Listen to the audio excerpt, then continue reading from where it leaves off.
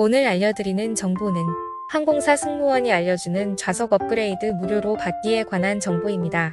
혹시 이코노미 클래스 항공권을 예매하고 공항에서 입국 심사 통과하고 기다리는데 직원이 갑자기 업그레이드가 되셨습니다. 이렇게 얘기를 한다면 얼마나 기분이 좋으시겠어요?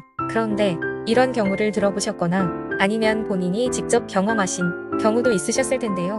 도대체 어떤 기준으로 이 업그레이드는 정해지는 거고 왜 이런 현상이 발생하는 걸까 궁금하시죠? 그래서 오늘 이 영상에서는 그 궁금증을 좀 해소시켜 드리려고 합니다. 전 세계 항공사에서는 실제로 좌석수의 약 110% 정도 예약을 받는다고 해요. 그러니까 한마디로 10%는 초과 예약을 받는 것이죠. 그런데 그 이유가 예약을 하고 나서 항공기가 출발하기 전까지 예약을 변경하거나 취소하거나 심지어 예약을 해놓고 공항에 나타나지 않는 노쇼 승객도 있기 때문인데요. 만약에 항공사에서 딱 100%만 받는다. 그러면 실제로는 몇 좌석이 빈 채로 운행을 하게 되겠죠. 그래서 실제 좌석수보다 10%를 초과한 좌석수로 예약을 받습니다. 그런데 문제는 극성수기이거나 아니면 굉장히 인기가 있는 노선은 이 110% 고객이 아무도 예약을 취소하지 않고 다 나타나시는 경우가 있어요. 그래서 이런 경우에 문제가 발생하는 거죠. 이럴 때를 대비해서 항공사들은 아이업이라는 제도를 만들었는데요. 아이업, 본의 아니게 자기도 모르게 업그레이드가 됐다라는 뜻입니다. 비즈니스 클래스석은 사실 이코노미석에 비하면 한 3배에서 3.5배 정도 가격이 비싸잖아요.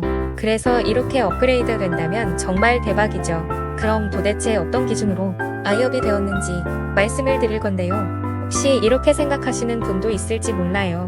지상 직원이 맘대로 할 수 있는 거 아니야? 아니면 객실 사무장이 올려줄 수 있는 거 아니야? 라고 혹시 이렇게 생각하시는 분이 계실지 모르지만 절대 불가능합니다. 항공사의 정해진 기준에 의해서만 아이업을 할 수 있습니다. 대한항공 기준 아이업 1순위는 바로 정가로 티켓을 구매한 승객입니다. 한마디로 가장 비싼 티켓을 구매한 승객부터 아이업이 된다라고 보시면 되겠는데요.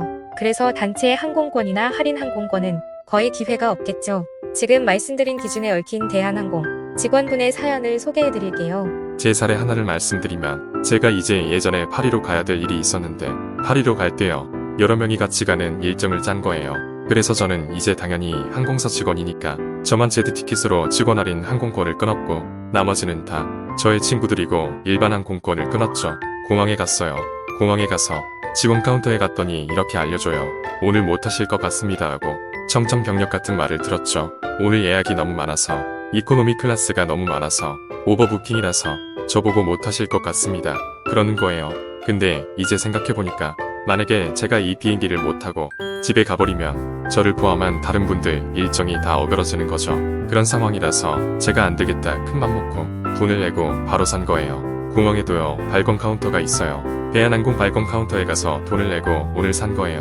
공항은 원래 정가만 판매하잖아요. 그래가지고 굉장히 비싼 티켓을 산 거예요. 그러니까 여러분이 알고 계시는 여행사 통해서 사는 티켓 아니면 인터넷으로 사는 티켓 이런 건 할인율이 적용되는데 공항은 100% 정가를 다 받거든요. 그래서 굉장히 비싸게 사는 거죠. 근데 그럼에도 불구하고 저는 사야만 했었어요. 쌀 때 사실 제가 조금 마음에 희망을 좀 가졌어요. 왜냐하면 만석이라고 했으니까. 위에서 말씀드린 기준에 의하면 가장 비싼 티켓을 산 사람부터 업그레이드가 되잖아요. 1순위. 그래서 제가 마음속으로 요만큼 희망을 품고 일단 샀어요. 티켓을 판매하시더라고요. 나는 판매 안 할 줄 알았더니 하시더라고요. 저는 그걸 샀고 그걸 들고 입국심사 다 통과하고 게이트 앞에서 기다렸습니다. 잠시 후에 이름을 부르는데 한 10명 누구누구 누구누구 그런데 그 중에 제 이름도 있는 거예요. 카운터 앞에 오라는 거예요.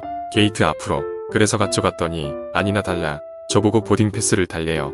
드렸더니 비즈니스 클래스 보딩 패스로 바꿔주는 거예요. 그래서 저는 비즈니스 클래스를 타고 아주 편안하게 파리까지 갔던 기억이 나네요. 완전 대박이었죠. 완전 좋았어요. 갑작스럽게 해외 출장을 가게 되어 장시간 비행하는 경우 저와 같은 행운이 있으시기를 기원드립니다. 두 번째 아이업 순위가 있어요.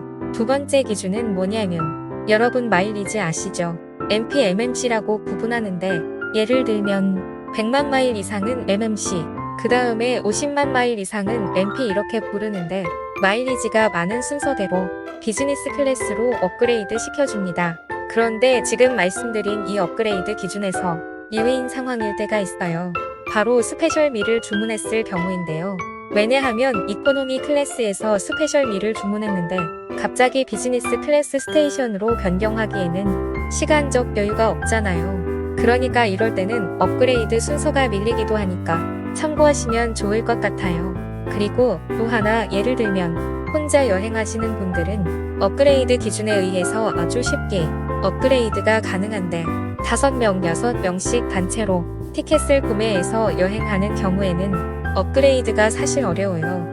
왜냐하면 그렇게 업그레이드 될 수 있는 기회가 많지 않기 때문에 주로 단독 여행하시는 분들이 그런 기회를 많이 얻을 수가 있어요. 지금까지 말씀드린 업그레이드 기준은 대한항공 기준이고요. 다른 항공사들은 아마 다른 기준들이 적용될 것 같습니다. 다시 한번 요약해서 말씀드려 볼게요.